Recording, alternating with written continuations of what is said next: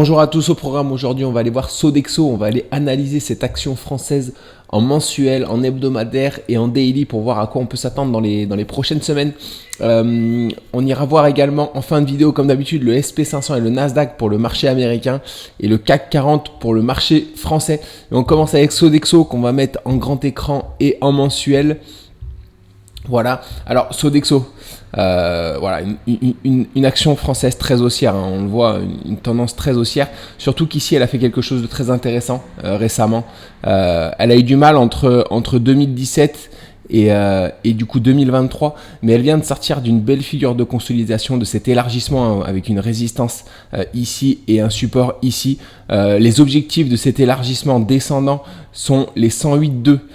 Ils sont atteints 81% du temps. C'est vraiment une statistique très intéressante, d'autant plus que c'est une figure mensuelle. Donc voilà, ça reste des figures solides en général et les objectifs sont, d'après ce que je vois, sont un peu plus souvent remplis que sur des time frames, que sur des échelles de temps du moins inférieures. En revanche, on a 40% de throwback sur cette figure, donc on n'est pas à l'abri à un moment donné de revenir s'appuyer ici pour repartir en direction des objectifs.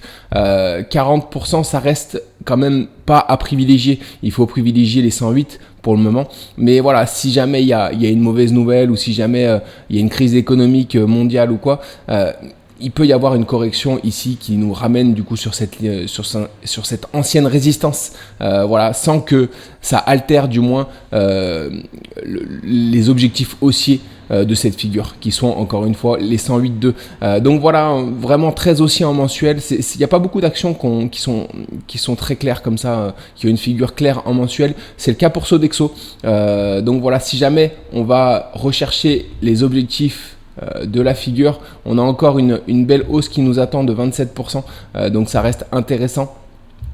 D'autant plus que les objectifs doivent être remplis en général en mars 2026, donc d'ici l'année 2026. Donc on a une année et demie, 2 années peut-être de hausse sur cette action à venir si jamais on ne fait pas ce throwback avant de repartir vers le haut. Encore une fois, bien sûr on ne montera pas probablement tout droit, hein, il y aura peut-être des petites secousses en route. C'est pas pour ça que voilà, il faut s'inquiéter, hein. On peut avoir voilà, quelques corrections. En tout cas, 81%, ça reste une statistique assez intéressante et assez importante. Encore une fois, 80%, c'est pas 100%. Hein, on peut vraiment également aussi ne pas aller chercher ses objectifs. Mais en tout cas, ça reste à privilégier. En tout cas, les 108,2 sur Sodexo, qui me paraît très intéressante en mensuel. En hebdomadaire, alors pas grand chose à rajouter en hebdomadaire, juste une figure ici que j'ai réussi à identifier avec un élargissement descendant à angle droit, dont on a atteint les objectifs parfaitement il y a quelques temps. En chemin, une fois qu'on a cassé la figure mensuelle, on voit qu'on l'a bien cassé ici avec une belle mèche hebdomadaire. On n'a pas fait de throwback, mais on a fait une figure ici, une sorte de double bottom dont on vient d'atteindre les objectifs qui sont les 81,60. On poursuit notre hausse ici, mais on voit qu'on est dans une sorte de canal ascendant, donc à voir comment on réagit ici sur cette résistance. Pour le moment on a l'air de la transpercer, donc c'est possible que voilà, on ait une accélération haussière si on transperce ce canal. Donc voilà, en tout cas on doit faire une belle séance d'ouverture parce que tout à l'heure il n'y avait pas une mèche aussi importante, voilà, donc on fait un gap haussier du coup sur l'ouverture. Tout à l'heure on était sur la résistance quand j'ai préparé la vidéo, et là du coup on ouvre avec un beau gap haussier.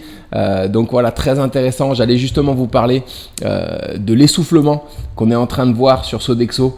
Voilà, ici il y avait des hausses un petit peu plus poussives, hein, avec un haut ici, un haut ici et un haut ici qui commencent à s'affaiblir un petit peu avec des mèches, voilà, qui vont chercher des points hauts avant de tout de suite être avalés du moins. Donc j'allais vous dire que si on ne casse pas franchement du coup cet arrondissement haussier, c'est possible qu'on vienne faire une correction un peu plus profonde. Donc on va voir comment on va clôturer ici sur cette séance, si jamais voilà, on ravale la mèche ou pas directement aujourd'hui. Voilà, si on clôture sur ces niveaux-là, voilà, on ne sera pas sorti d'affaire. Mais en tout cas, c'est quand même voilà, une belle mèche haussière qui nous laisse peut-être entrevoir une nouvelle jambe haussière sur Sodexo en sortant de ce canal. Donc voilà. En tout cas, Si jamais on était quand même amené à faire cette correction, à avoir cet essoufflement, à faire cette correction, on a des belles zones de support qui arrivent. Hein. J'en vois déjà une toute première sur ces niveaux ici qu'on vient de casser, les 83. Il y en a également une ici, une belle zone du support au niveau des 80. Et enfin, il y en a également une très belle par ici, les 78-80. Voilà, donc des belles zones de support, sachant qu'on peut venir se rappuyer sur ce canal ascendant ici un peu plus bas. On a également une belle zone de support au 74. C'est pas la zone que je privilégie tout simplement ici parce que je vous ai tracé voilà, une zone de support en hebdomadaire. Alors je crois que c'est la zone de support hebdomadaire, voilà.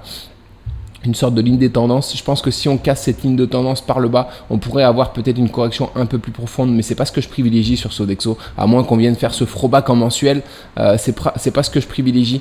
Donc je pense que ce niveau devrait tenir, même si on va chercher mécher un peu plus bas. Voilà, c'est un niveau qui devrait tenir. Donc vraiment le dernier niveau où j'attends un rebond, c'est les 78-80 en cas de correction, encore une fois, ce qui n'a pas l'air d'être le cas pour le moment, vu qu'on a l'air de pousser vers le haut à l'ouverture ici.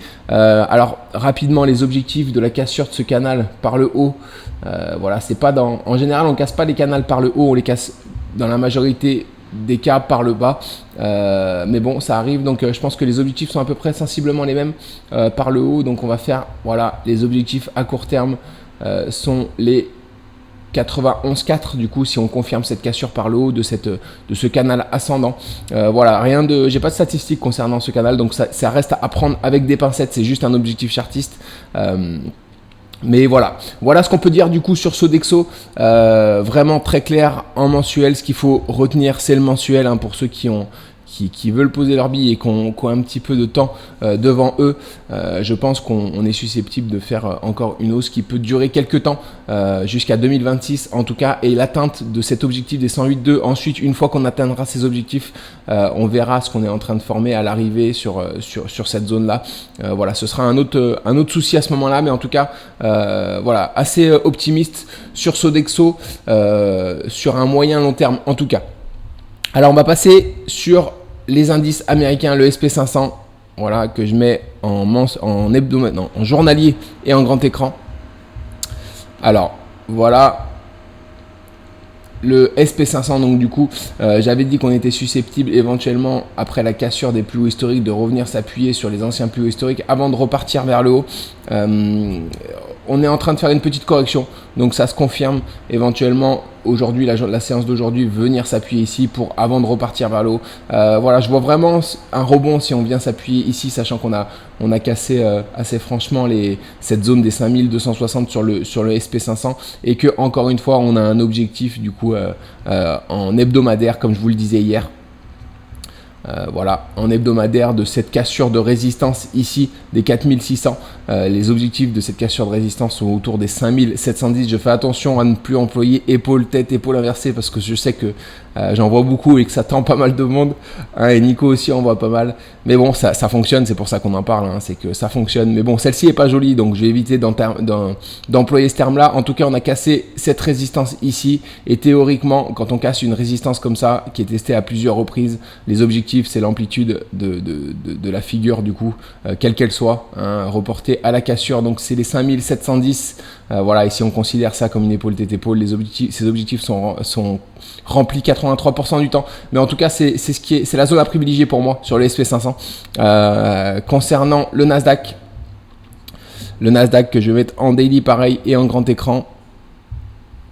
Le Nasdaq, pareil, on a fait une petite séance de correction hier aussi, comme le SP500.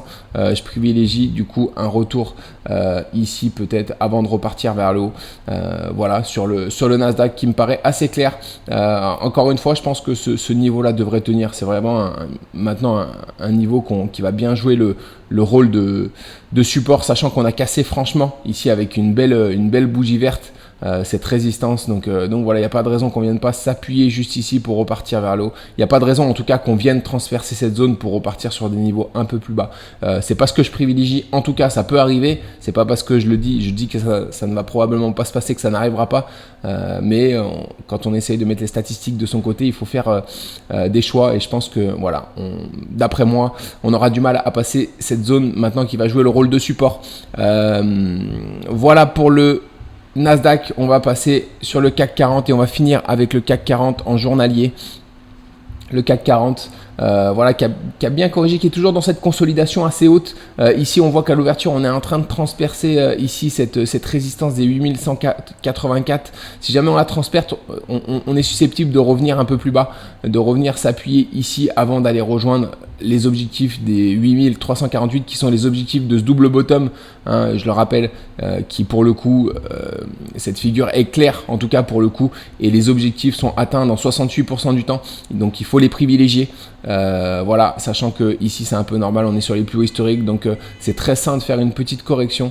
Voilà, et on va suivre ça en tout cas, mais ce que je privilégie, c'est un rebond assez rapide, soit tout de suite, si jamais on arrive à tenir les 8184 à la clôture de la journée, soit après un petit retest des 8124 pour repartir, avant de repartir vers le haut. En tout cas, on va finir par la map. La map à l'ouverture du CAC 40 ce matin plutôt mitigée, mais une tendance plutôt verte avec des petites hausses, pas grand chose pour le moment, pas grand chose, hein. On a vu Sodexo qui m'a l'air d'avoir fait une belle hausse, Alstom qui fait moins 1%, Engie qui perd moins 1,5%, L'Oréal moins 0,5%. Au niveau des hausses, il n'y a rien de sensationnel pour le moment, Total Energy qui gagne 1,5%, mais voilà. Concernant le marché américain, hier à la clôture, Nvidia qui a perdu 0,29, pas grand chose, Meta qui a perdu quasiment 2%, Amazon moins 1%, Google plus 1%. Donc voilà, au niveau Coinbase qui perd quasiment 10%. Mais bon, après Coinbase est assez volatile, hein, il faut le savoir, mais 10% c'est pas rien, j'irai la voir d'ailleurs, je l'ai pas regardé. Voilà, mais une belle perte pour Coinbase hier. Voilà, Home Depot qui perd également quasiment 2%. Voilà du coup pour la map, c'est tout pour moi aujourd'hui. Je vous retrouve ce week-end pour le bilan de la journée du jour. Excellente journée à vous tous, à très vite.